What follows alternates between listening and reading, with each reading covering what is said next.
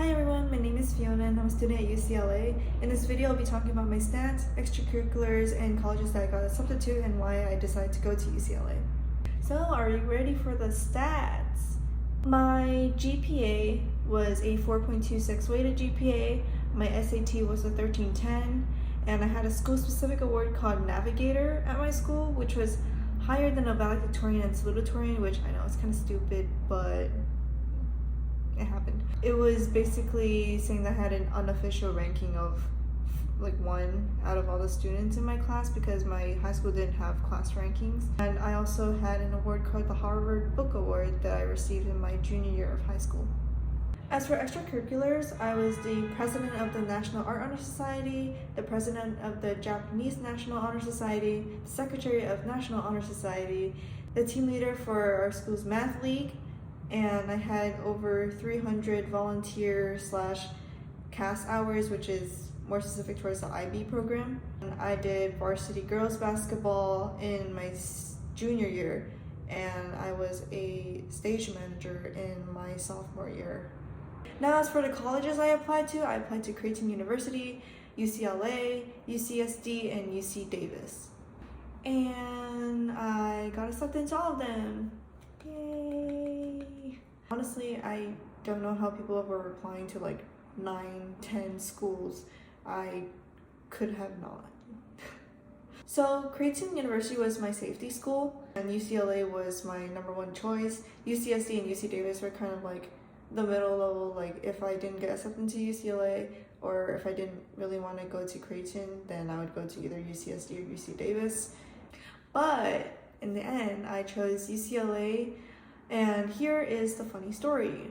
At first, I didn't really care which college I would be going into because as long as I get education for my undergraduate degree, I was satisfied. But the thing is, in my freshman year of high school, I was very interested in this dance team called Choreos at UCLA, which is basically a dance cover group, and they are very popular on social media and YouTube. So that's why I really want to get in it, because I was also interested in dancing.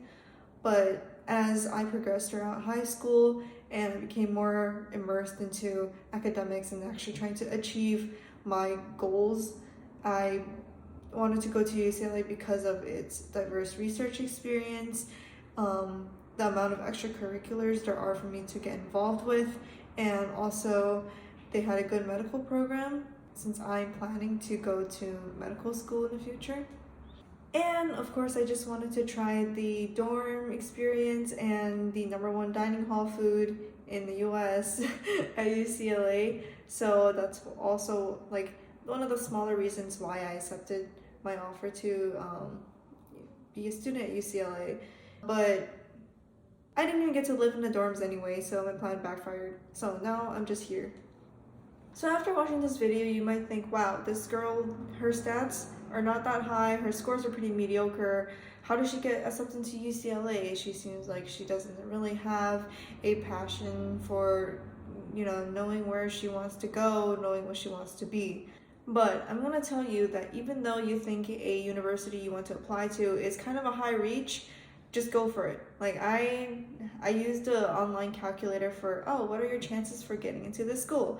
And it said that I only had a 20% chance to get into UCLA. And I said, okay, who cares? It's just a calculator. You don't know me. You can't calculate the other factors, right? So just aim for it. It's a high reach, but it's never impossible. I mean, yes, true. My stats are not that great. It's pretty average, like from what you'd expect from a UCLA student. But I just hope this video shows some people that you don't have to be the smartest, the most talented person to get into UCLA. I know others who have a lower SAT score than me, whose essays are probably worse, but they still got in. And there are a lot of other factors to consider, like extracurriculars and your passion for learning and your personal values for being a student and a person who thrives at UCLA, Key point: your personality will shine through your application. Sure, college applications are tough, but you never know what external factors could have affected your chances of being accepted or rejected. Imagine the person reviewing your application just was having a bad day, like a really, really, really bad day. And then they're like, I don't feel like reading this. Reject. That would be so scary. Why would anyone do that? But anyway, my point is to try. Try if you want, if you can, and if you believe that you really have that passion for a certain thing and you just really want to try it, then go for it. There's nothing stopping you from trying. If you try and fail, that's the worst that can happen. But if you try and achieve, what better can happen? You'll only keep on growing more, thriving more. Yes, I was a pretty average student, but I made it here because of my consistent work ethic and mindset to just try and achieve my goals. I hope you can too.